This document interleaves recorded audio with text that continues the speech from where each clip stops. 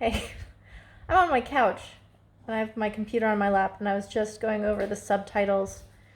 We had the interview I did with Padejseuk, who is a Silver Age into the Golden Age legend. He is one of very, very few men to ever beat Dieselnoy.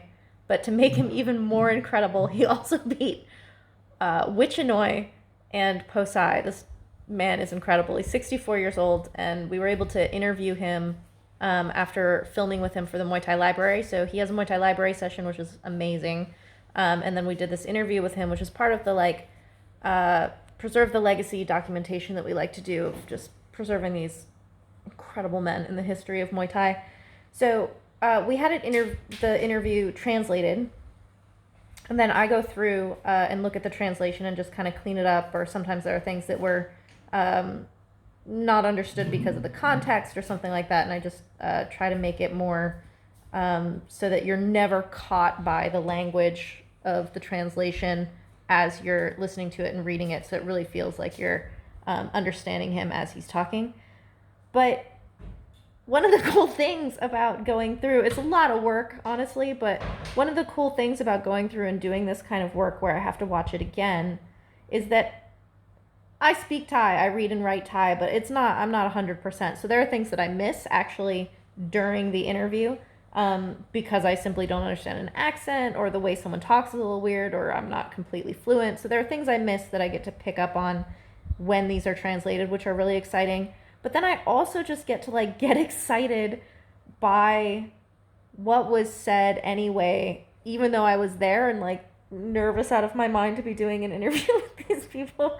So I was going through this interview with Padejseuk and getting excited. It's 24 minutes long, and I got excited 5 times throughout it. It's so beautiful for a number of reasons. One is that I asked him about fighting this trilogy, this beautiful trilogy of Wichanoi, Dieselnoy, and Posai, all of whom he beat. And he talks about what it was like fighting them, but he also talks about what it was like being in that class. In Thai, there's this word run. Run means a weight class, but it also means your age, or in English, it's very much like your class.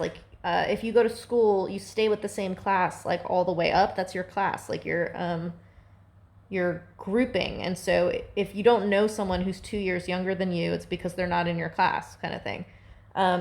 It's like that. They think about groupings like that, and he was of this class of just incredible fighters.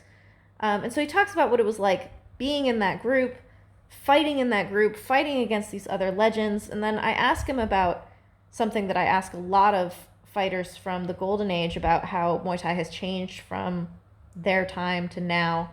And I get a lot of similar sentiment from people about what has really changed in Muay Thai and what has caused those changes, and things that are kind of unsatisfactory about that. But Padejseuk is incredibly poignant in what he's talking about, or what these changes are, what they look like specifically.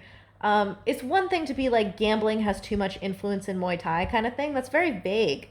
He's very on point about what differences he sees, not only in the effect or influence that gamblers have on fights, but also the fighters themselves. Fighters nowadays are just not as hard as they were back in his day. And every single example he gives, even laughing, I'm 100%. That's also, I didn't even live through the Golden Age, but when I watch a Golden Age fight versus when I watch fights now, the way he watches Muay Thai is the way I watch Muay Thai.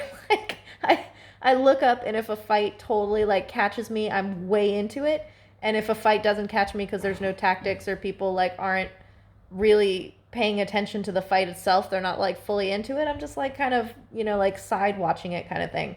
So I love this interview with Padejseuk, given the context of how it fits in what his class of fighters have been talking about for the years I've been interviewing them and talking to them and filming with them for the Muay Thai Library. He's a very sweet, very smart very scary in the Golden Age, man.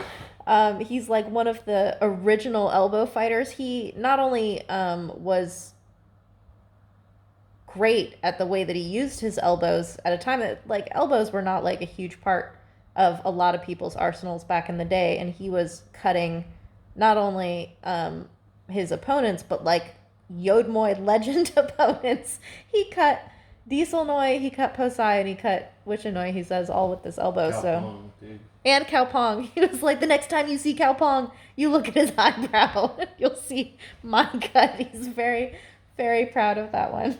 I don't think he cut Posai. Maybe he didn't cut Posai. I don't think he did. He knocked Posai out in round 4 of their fight, which is pretty incredible just by itself.